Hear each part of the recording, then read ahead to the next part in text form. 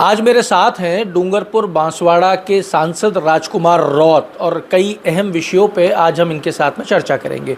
राजकुमार जी, राहुल गांधी का एक बयान था रजवाड़ों को लेके, उसके बाद में ऐसा लग रहा है कि एक बाढ़ आ गई है। सपा के सांसद ने कह दिया महाराणा सांगा के लिए, उसके बाद में कीर्ति आज़ाद का बयान आ गया जयपुर राजघराने के लिए। उन्होंने कह दिया कि वो अकबर से लड़ाई करने के लिए मान सिंह की सेना गई थी। किस तरीके से देखें इस चीज़ को, क्या हो क्या रहा है, चल क्या रहा है? देखो, इसके सबसे पहले तो नींव में जाना पड़ेगा कि शुरुआत क्यों। अभी लेटेस्ट जो चला औरंगजेब से लगा के फिर ये सांगा तक, अगर बीजेपी के लोगों ने औरंगजेब वाला मुद्दा ही नहीं छेड़ा होता तो ये यहाँ तक बात नहीं पहुँचती। मतलब कहीं ना कहीं शुरुआत वहीं से हो रही है।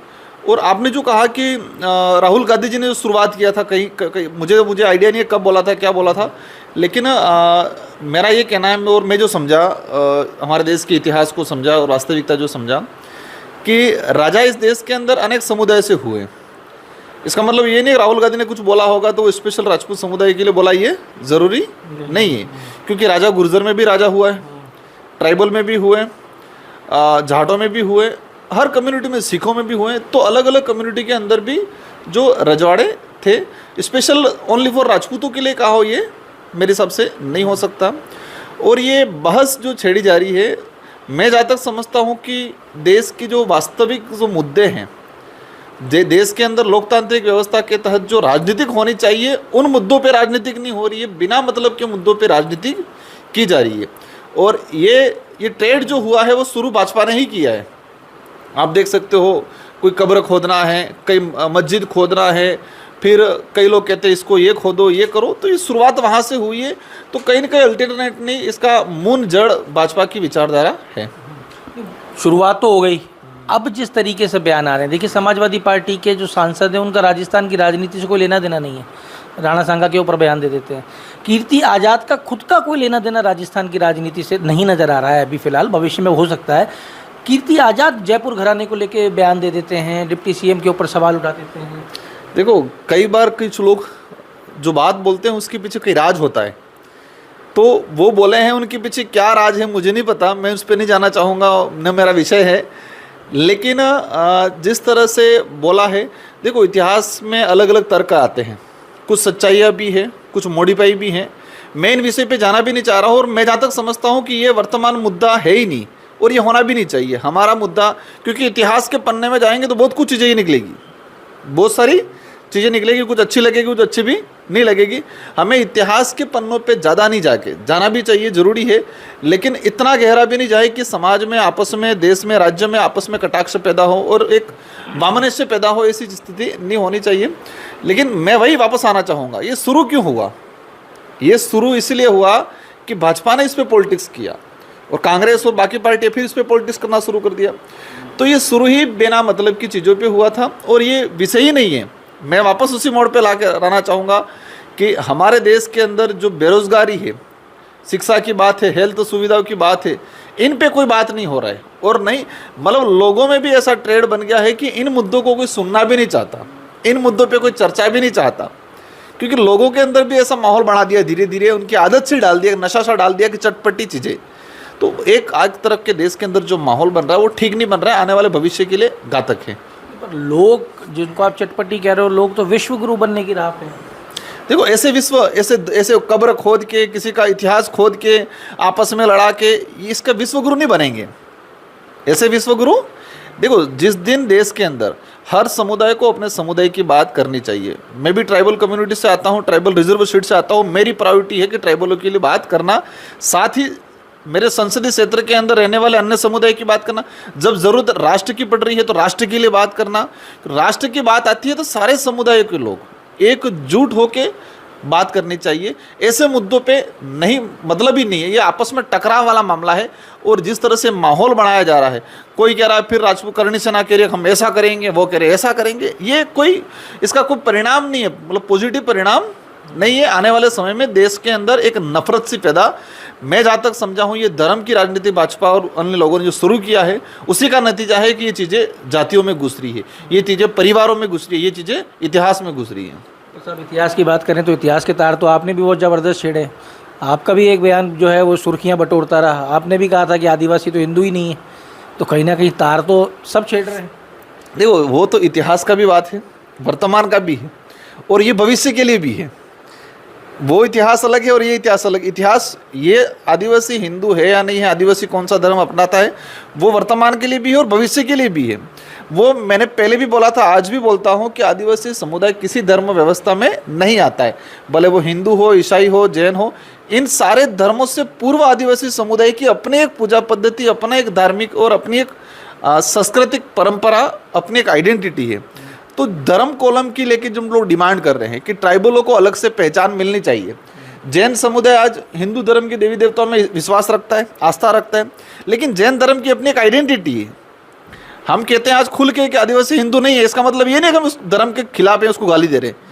हम खुल के कहते हैं कि आदिवासी ईसाई नहीं है, इसका मतलब ये नहीं कि हम उस धर्म को गाली दे रहे हैं, उसको नफरत पैदा कर रही है। नहीं, मतलब सामने वाले का सोचना।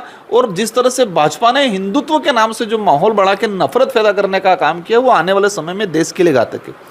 वक्फ बिल जो आया, अब एक तरफ पूरे देश के अंदर माहौल बढ़ाया, मुस्लिम ऐसे हैं, उनके कपड़े देख के पहचान लो कौन लोग हैं। हमारे संसदीय चुनाव में पीएम साहब ने स्पीच दिया था, ये अधिक बच्चे, ये वो, मतलब माहौल बनाया गया। और आज ईद के अवसर पे मोदी जी प्रधानमंत्री ने सौगात दी है। तो प्रधानमंत्री जी ने सौगात दी, हम उसका विरोध नहीं कर रहे हैं, अच्छी बात है। लेकिन वही चीज़ हम लोग करते। आज हमारी पार्टी के साथ मुस्लिम कम्युनिटी के लोग कंधे से कंधा मिला के, भाजपा के लोगों ने माहौल बनाया कि मुस्लिम ऐसे हैं, वैसे हैं, ये बहन बेटियों का ऐसे, और आज वो सौगात दे रहे। सौगात क्यों दे रहे हो? देना चाहिए, अच्छी बात है, लेकिन आप करते कुछ और हो, कहते कुछ और हो। इनके वक्फ बोर्ड मतलब ये है कि मुस्लिमों की ज़मीनें हड़प के, मुस्लिमों का जो वक्फ बोर्ड, अल्पसंख्यक का जो वक्फ बोर्ड है, उनकी ज़मीनें, उनके अधिकार हड़प के आप कुछ साड़ियाँ बांट के, उसका कपड़े बांट के और उनको खुश करना चाहोगे, वो ठीक नहीं है। और वक्फ बोर्ड वाला जो इशू है, मतलब कहीं ना कहीं इस देश के अंदर नफरत पैदा करेगा समुदाय के धर्म के बीच में। और वक्फ बोर्ड वाले मामले में हम लोगों ने खुल के बोला है कि ये जो सरकार कानून ला रही है वो गलत है। वक्फ बोर्ड की ज़मीन किसी से छीनी हुई नहीं है, उन समुदाय के लोगों ने दान किया हुआ है, उसके अंदर दान किया हुआ है। किसी के पास ज़्यादा थी, किसी ने था, तो स्वेच्छा से दान की हुई ज़मीनें वक्फ बोर्ड के अंदर है। उन्होंने किसी समुदाय के अत्याचार करके, शोषण करके, किसी से हड़प के वो वक्फ बोर्ड नहीं बनाया है। तो उस ज़मीन को हड़पने का सरकार का कोई अधिकार नहीं बनता है। वक्फ बोर्ड दावे भी तो कर देता है किसी भी प्रॉपर्टी के ऊपर, ये मेरी है, वो कहाँ तक नहीं, वो कागजों में अगर है, कागजों में पुराने समय से है, और वर्तमान में अगर कोई दूसरा व्यक्ति काबिज है तो कानून बना हुआ है। अगर किसी का 25 साल पुराना कब्जा है तो उसके ना कोर्ट में लड़ेगा, हो सकता है उसके पक्ष में फैसला आएगा। तो वक्फ बोर्ड के अंदर बहुत सारी ज़मीनें हैं, कई ऐसी ज़मीनें सरकारी भवन बने हुए हैं, वो ले थोड़ी रहे, वो हड़प भी नहीं रहे। और मुझे मेरी जानकारी में आया कि ऐसे मामला कोई भी इस तक कोई लड़ाई नहीं लड़ा है, उन लोगों ने स्वेच्छा से कई जगह दान भी दिया है। मतलब ये जहाँ तक समझता हूँ वक्फ बोर्ड वाला मामला ये है कि मतलब कहें कि धर्म के नाम की राजनीति करके हिंदुत्व वाले लोगों को खुश रखना मुस्लिम के नाम से, और अभी मुस्लिमों की ज़मीन हड़पने का कानून बना के मुस्लिमों को वो सौगात दे के भी साड़ियाँ और कुछ कपड़े और कुछ मिठाइयाँ दे के खुश करने वाला जो मामला चल रहा है वो ठीक नहीं है। समझदार हो गए लोग देश के अंदर और परिणाम भी आना शुरू हो गया है। और आने वाले समय में मैं जहाँ तक समझता हूँ, आपके चैनल के माध्यम से 10 साल बाद जो इस मीडिया को या इस आज की डिबेट को देखेंगे वो अवश्य विचार करेंगे, क्योंकि 10 साल बाद ये मुद्दे नहीं रहेंगे। और ये भी इतिहास में लिखा जाएगा कि एक दौर हुआ करता था जिसे अमृतकाल कहा जाता था, या फिर कहते थे कि विश्व गुरु की बनने की दौड़ में चल रहा है, या फिर हिंदू राष्ट्र बनाने की दौड़ में जो चल रहा है, उस माहौल जो चल रहा है, तो आने वाले 10-15 साल बाद हमारे बच्चे भी इतिहास में पढ़ेंगे कि वो दौर हमारे देश के लिए घातक था। ये इतिहास के पन्नों में लिखा जाएगा, क्योंकि आज बेरोजगारी हालत ख़राब, शिक्षा व्यवस्था ठप हो चुकी है, गरीब व्यक्ति को स्वास्थ्य नहीं मिल रहा, मतलब स्वास्थ्य सुविधा नहीं मिल रही है, कुपोषण तेज़ी से बढ़ रहा है, देश के अंदर इतना अराजकता फैल रही है, इतना भ्रष्टाचार फैल रहा है। हमारे राजस्थान के अंदर तो डबल इंजन की सरकार, तो डबल इंजन तो सिर्फ भ्रष्टाचार करने लगा, ऐसा लगा। तो ये इस काल को आने वाले 15 साल बाद मतलब उस कहेंगे कि काला, मतलब उसको एक नेगेटिव तरीके से देखा जाएगा और देश के लिए एक दुर्भाग्य रहेगा ये काल आने वाले समय के लिए। आप राजस्थान की बात कर रहे हो, राजस्थान में 1 लाख नौकरियों की तो घोषणा कर चुके मुख्यमंत्री, नौकरियों की बात करें। आप बात कर रहे हो भ्रष्टाचार की, तो एसओजी का गठन हो चुका है, पेपर लीक माफियाओं के ऊपर नकेल कसी जा रही है, पेपर हो चुके, एक भी पेपर लीक नहीं हुआ है, ये सरकार जो है ऑफिशियल विधानसभा में भी कह चुकी है और कई जगह और भी कहा जा रहा है। बहुत सारी योजनाएं, आप ट्राइबल्स की बात करो तो उस पर भी आ जाएंगे। इनको फिर आप देखो, कैसे- राजस्थान के अंदर भ्रष्टाचार की बात करें, कानून व्यवस्था की बात करें, कानून व्यवस्था इतनी चरमराई हुई है। ये बात अलग है कि वो मीडिया में, कहीं नेशनल मीडिया पे नहीं आ पा रहा है, ये बात अलग है। लेकिन एक सरकार दावा कर रही है कि हमारे कार्यकाल के अंदर एफआईआर, मतलब मुकदमे कम दर्ज हुए। क्या दावा कर रही है सरकार अभी कि हमारे शासन आने के बाद, मतलब ये कानून व्यवस्था किस आधार पे बता रहे हैं, आंकड़े के आधार पे, कि हमारे कार्यकाल के अंदर मुकदमे कम, मतलब जो पीड़ित व्यक्ति वो जो थाने में जा रहा है, रिपोर्ट ही नहीं ली जा रही है। मैं खुद उदाहरण हूँ कि एक बड़े मंच से मेरे को जान से मारने की एक व्यक्ति ने धमकी दी, मैंने रिपोर्ट दर्ज कराई, हमारे लोगों ने ज्ञापन दिया, आंदोलन किए, उसके पर रिपोर्ट मुकदमा दर्ज नहीं हुआ।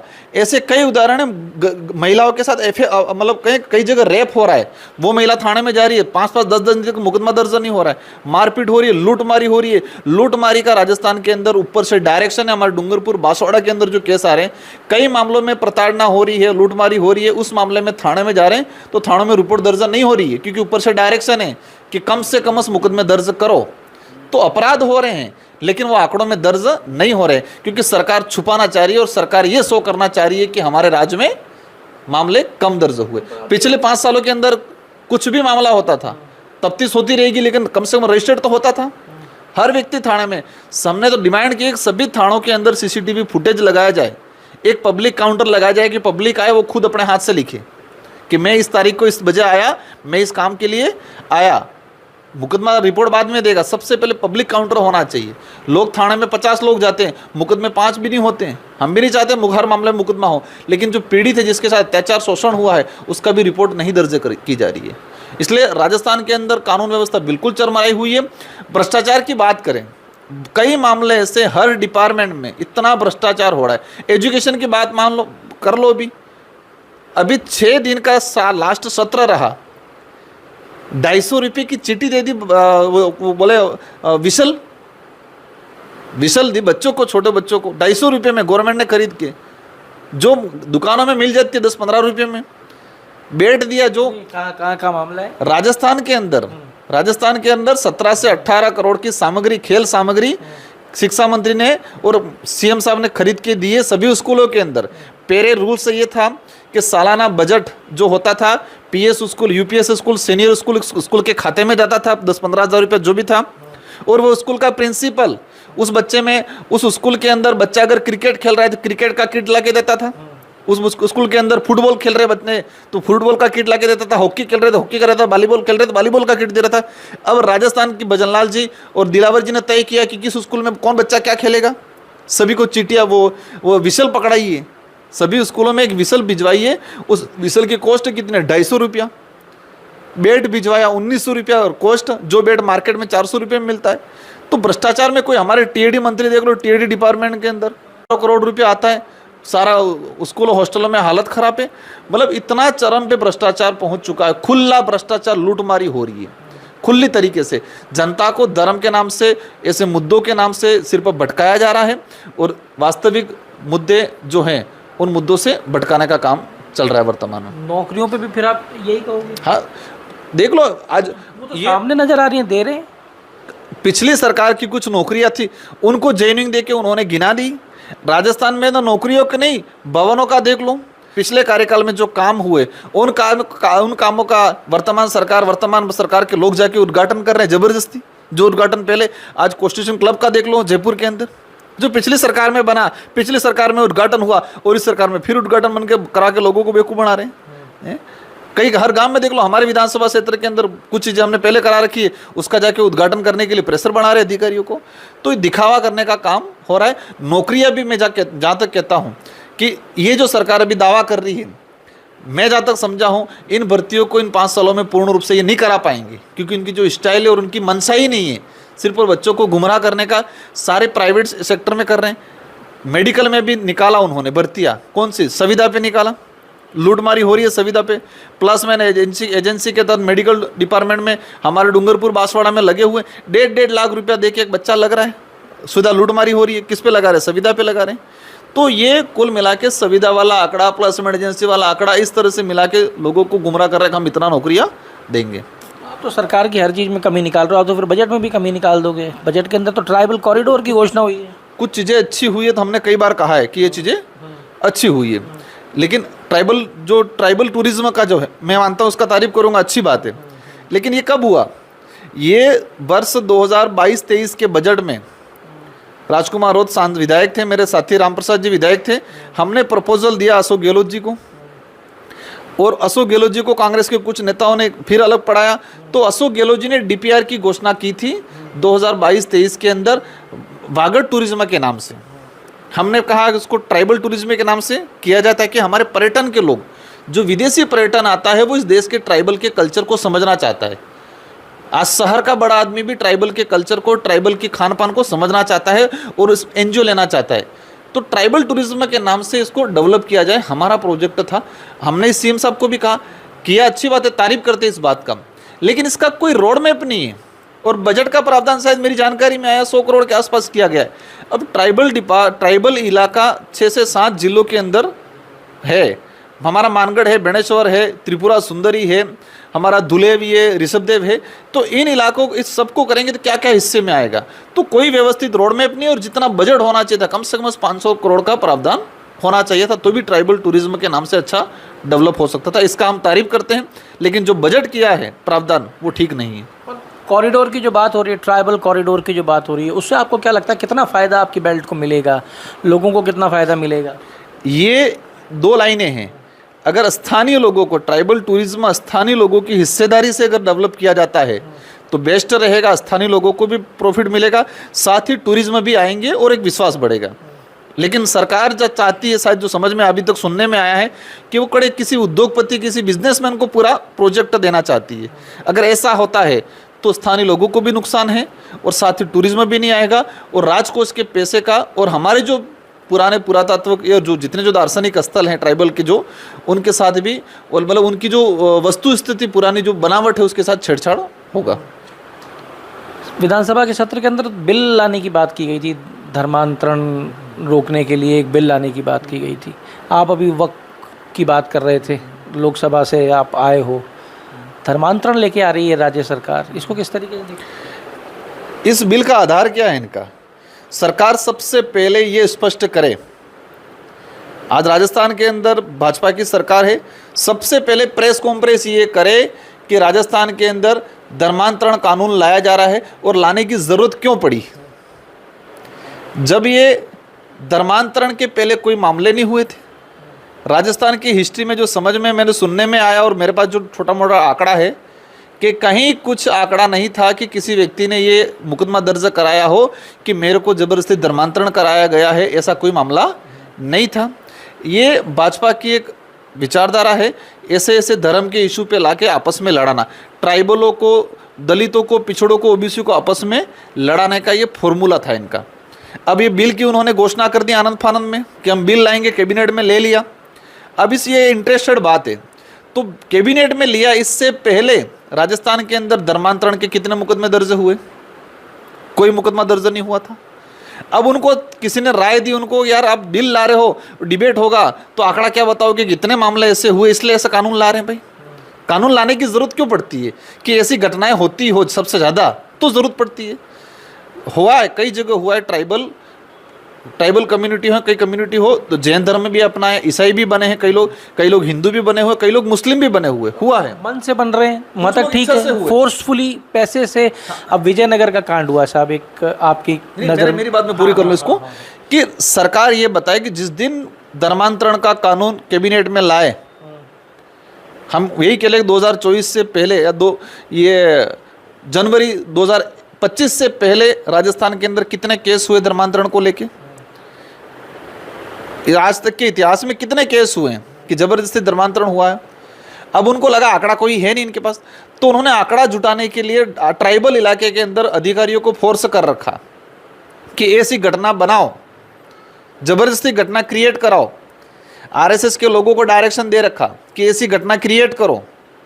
कोई व्यक्ति हमारे बांसवाड़ा में या डूंगरपुर में हुआ, लेकिन किसी व्यक्ति ने इच्छा से कोई ईसाई धर्म अपनाया था या इच्छा से कोई धर्म अपनाया, जैसे गुजरात में जैन धर्म अपनाया, तो ऐसी घटनाएं नहीं अपनाया है तो भी अगर कोई आज गरीब व्यक्ति जब बीमार होता है तो पास में अगर मंदिर होगा तो मंदिर पे जाएगा अगर आस्था है, पास में गिरजाघर होगा तो गिरजाघर में जाएगा, पास में दरगाह होगा तो दरगाह में जाएगा, पास में चर्च होगा तो चर्च में जाएगा। और हमारे डूंगरपुर बांसवाड़ा में गलियागुड़ दरगाह है तो ट्राइबल व्यक्ति बीमार होता है तो वहाँ भी जाता है। ट्राइबल व्यक्ति बीमार होता है तो दरगाह जाता है, दरगाह भी जाता है। ट्राइबल व्यक्ति पास में चर्च है तो कई लोग चर्च में भी जाते हैं। ट्राइबल व्यक्ति कई लोग जरूरत पड़े मंदिर भी जाते हैं। ये तो आस्था का विषय हो गया। तो ऐसी घटना जबरदस्ती क्रिएट करके मुकदमे बनाए और अभी आंकड़ा बनाने आप आरोप लगा रहे हो या ये घट रहा है? आरोप नहीं, हकीकत है, मिल जाएगा। पिछले 10 साल में कितने घटनाक्रम हुए और अभी 2 महीनों में कितने घटनाक्रम हुए, इतना आंकड़ा उन्होंने 2 महीनों में जुटाया है जबरदस्ती घटनाक्रम करा के। ये भी तो हो सकता है ना साहब कि पिछले 10 सालों में लोगों को पता था कोई बिल ही नहीं है, कोई कानून ही नहीं है, अब कानून आने का आज जगी है तो लोग जागे हों, अत्याचार के खिलाफ रिपोर्ट कराने निकले हों। तो देश के अंदर ऐसे कानून हैं जो 1975 में आया है लेकिन आज भी जनता को नहीं पता है। इस बिल के बारे में ट्राइबलों को नहीं पता है तो वो क्रिएट कराया है। आप पिछले 10 सालों का आंकड़ा देखना, धर्मांतरण के कितने राजस्थान में मामले आए और पिछले 1 या 2 महीनों का आंकड़ा देखना। ये सरकार ने सिर्फ जुटाया है ताकि हम पेश कर सके कितने प्रकरण हुए। मैंने उसी बात को वापस दोहराना चाहूंगा कि ट्राइबल व्यक्ति बीमार होता है, आस्था है कुछ, तो पास में गिरजाघर है तो वहां जाएगा, पास में मंदिर है तो उसकी आस्था वहां भी जाता है, पास में दरगाह है तो दरगाह में भी जा रहा है, पास में चर्च है तो वहां भी जा रहा है। उसका आस्था पे मुकदमा क्यों लगेगा? तो ये जबरदस्ती आंकड़ा जुटाने के लिए, ऐसा शो करने के लिए। भाई ट्राइबलों को आप एजुकेशन दो, बेस्ट एजुकेशन नहीं देना है, ट्राइबल को हेल्थ सुविधा नहीं देनी है, ट्राइबलों को नौकरी नहीं देनी है, ट्राइबलों जिस जमीन पे बैठा हुआ उसका लैंड का उसको राइट नहीं देना है, और आप धर्म की चिंता ज़्यादा कर रहे हो। ट्राइबलों के बारे में सरकार को चिंता है, आदिवासियों के बारे में, तो सबसे ज़्यादा उनको एजुकेशन पे फोकस करें। पढ़ लिख लेगा आदमी, समझदार हो जाएगा, क्या गलत है क्या सही है वो अपने आप समझ लेगा। लेकिन इस सरकार ने एजुकेशन पे काम, ट्राइबलों का आदिवासी इलाके में शिक्षा पे काम नहीं किया, हेल्थ पे काम नहीं किया।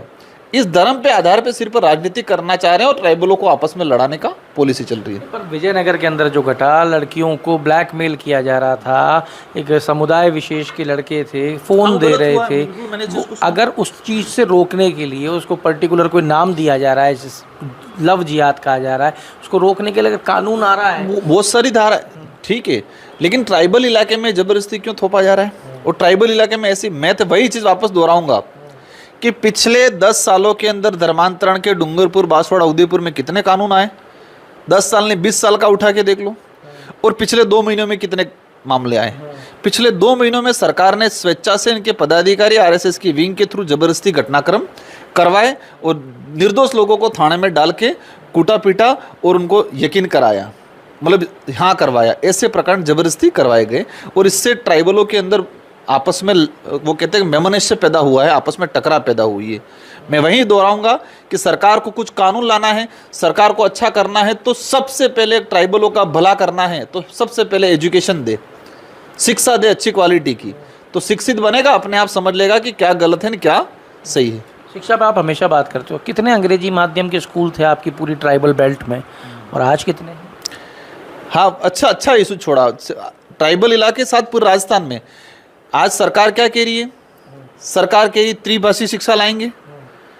इनके बच्चों को ढंग से हिंदी नहीं आती है। भाजपा के बड़े जितने जो लीडर हैं, इन लीडरों के बच्चों से हिंदी बुलवा के देख लो, संस्कृत बुला के देख लो। भाजपा के सारे लीडरों के बच्चों को ढंग से संस्कृत का स नहीं आता है, हिंदी भी ढंग से नहीं आती है। उनके बच्चे फॉरेन में पढ़ते हैं, पारसी सीखते हैं इनके बच्चे अलग अलग लैंग्वेज सीखते हैं, इंग्लिश सीखते हैं। और हाँ, ट्राइबल वालों को कह रहे हैं कि आप संस्कृत पढ़ो, हिंदी पढ़ो। तो इंग्लिश मीडियम पिछली सरकार ने जो खोले थे, इन इंग्लिश मीडियम को वर्तमान सरकार ने बंद करने का काम किया। इससे ट्राइबलों के डेवलप का मतलब आने वाले जो ग्रोथ होने वाली थी उसका नुकसान हुआ है। उन अंग्रेजी माध्यम के स्कूलों में कुछ होता भी था, टीचर थे, पढ़ाई होती थी, बच्चे थे। देखो ये चीज़ भी देखे कि कोई भी व्यवस्था मतलब वो कहे कि वो इंटरव्यू के थ्रू कुछ अस्थायी कर्मचारी लगाए थे, दूसरे जो एजुकेशन डिपार्टमेंट में पहले से थे उनको इंटरव्यू के थ्रू लगाया था, कुछ सुविधा के थ्रू लगाया था। मतलब जितनी सुविधा इंग्लिश मीडियम में होनी चाहिए थी वो नहीं थी, लेकिन प्रयास जारी था। तो सरकार, वर्तमान सरकार की जिम्मेदारी बनती थी कि जितने इंग्लिश मीडियम स्कूल हैं, इनके रिक्त पद हैं, उनकी वैकेंसी जारी करके वैकेंसी देनी चाहिए थी, इंग्लिश के टीचर देने चाहिए थे। वो नहीं किया, उन्होंने बंद करने का काम किया। राउत साहब, वो किताबें अंग्रेजी की थी, उन किताबों को, सुविधाओं को तो अपन अलग कर देते हैं, सुविधा तो बहुत आगे की चीज़ हो जाती है। जिस ट्राइबल बेल्ट से आप आ रहे हो उस पर अपन बाद में बात कर लेंगे, लेकिन वो किताबें अंग्रेजी की थी, क्या उनको पढ़ाने वाले शिक्षक थे क्या? मतलब पर्याप्त नहीं थे, लेकिन कुछ थे भाई। वैकेंसी जारी किया उन्होंने, विज्ञापन जारी करके डेपुटेशन पे दूसरे डिपार्टमेंट से, और ऐसे भी लड़के लगाए थे।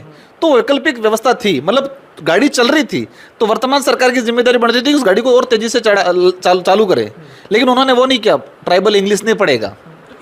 इससे बच्चों को फायदा मिल रहा था क्या? कितने साल बच्चे पढ़े? एक सेशन किया, 2 किए? 2 सेशन लगभग होने आ रहा, 2 किए, 2 सेशन हो रहा 2 था। सेशन में प्रॉफिट हुआ, लोगों में जागरूकता आई, बच्चों में इंग्लिश थोड़ा बहुत सीखे लोग हैं। लेकिन इस सरकार ने बंद कर दिया और कही तुम संस्कृत पढ़ो, तुम हिंदी पढ़ो, और उनके बच्चे पढ़ रहे हैं, इंग्लिश पढ़ रहे हैं, फॉरेन में पढ़ रहे हैं, दूसरे देशों की लैंग्वेज सीख रहे हैं, कहते हैं कि हमारे ये है। तो पहले कब से आपके बच्चों को सिखाओ।